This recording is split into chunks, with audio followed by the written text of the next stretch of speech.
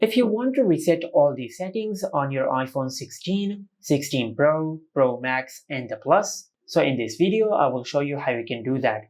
First of all, just go to Settings, then tap on General.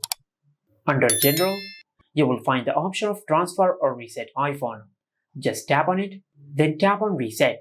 Now from this pop-up menu, just select Reset All Settings. Then enter your lock screen PIN and tap on Reset All Settings. Tap on Reset All Settings, and by doing that, you will reset all the settings on your iPhone. Now this option will not delete any data on your iPhone. It will only reset all the settings on your iPhone.